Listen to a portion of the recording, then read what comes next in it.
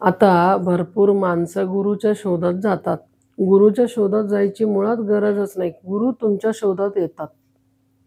आता जे तुम्ही गुरु करता तो योग्य आहे का? पहिलं ते बघा. उठलं-सुटलं कोणालाही गुरु करणं योग्य नाही आहे. तो धर्माचं आचरण करतो का? संस्कारावर चालतो का? पहिलं ते बघा.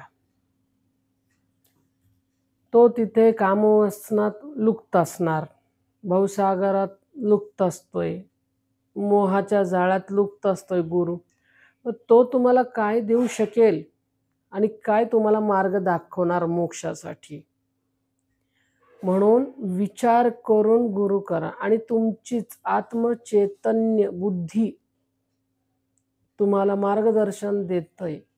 गुरु कोणता माझ्यासाठी योग्य आहे, अयोग्य आहे आणि आत्मचैतन्यच स्वप्नाच्या माध्यमातून केव्हा तुम्हाला अदृश्य एकदम मायाच्या स्वरूपात गुरु तुमच्या देखत येऊन निघून पण जातात. त्यासाठी होईल तेवढा जप केला पाहिजे. जप कोणता? जो तुमचा आवडते इष्ट आहेत, ते कोणतेही असू दे, पण सगळं कृष्णार्पण होतंय. आवडतं जप करा, मनापासून करा. कुठेही जाता येता, उठता बसता, खाता पिता, लघुशंका करता, शौचालयाला जाता तरी मंत्र जाप करत राहावा. मंत्र कोणता?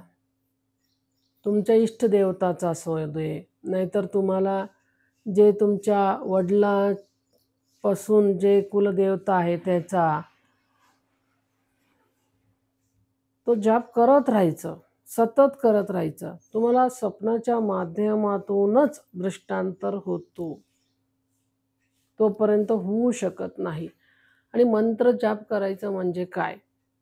इथे मंत्र जाप करायचं, तिथे लोकांना अपशब्द बोलायचं, त्यांचं वाटोळं होऊ दे, त्यांचं बद्दल हाल चिंतायचं, त्यांच्याबद्दल वाईट बोलायचं.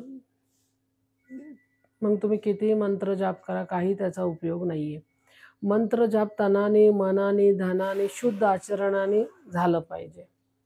इथे मंत्र करणार, माझं चांगलं होऊ दे, माझ्या कुटुंबाचं चांगलं होऊ दे, त्यांचा सर्वनाश होऊ दे, तर तो मंत्र करून पण काही उपयोग नाही आहे. मंत्र करता म्हणजे काय? मोक्षासाठी, दुसऱ्यांच्या हितासाठी, स्वतःच्या हितासाठी, जगकल्याणासाठी, सर्वजन सुखी भवंतु, त्याच्यामध्ये असावं. माझ्याबरोबर सगळ्यांचं, प्राणीमात्रांचं, सगळ्यांचं हित असावं मंत्र जाप करताना. नुसतं स्वतःच्या स्वार्थासाठी नव्हतं, दुसऱ्यांच्या भल्यांसाठी, दुसऱ्यांच्या चांगलं होण्यासाठी सुद्धा त्याच्यात अपेक्षा असली पाहिजे. स्वार्थापोटी, स्वतःचं स्वार्थ नव्हे तर जगकल्याण होण्यासाठी, पशुपक्षींचं कल्याण होण्यासाठी, वृक्षांचं कल्याण होण्यासाठी, त्याच्या सगळ्यांचं चांगल्या हेतू मनात ठेवून तुम्ही जप करा, तरच ते फळ मिळतंय. तुम्हाला जाऊन त्याचा चांगला उपयोगच होतोय.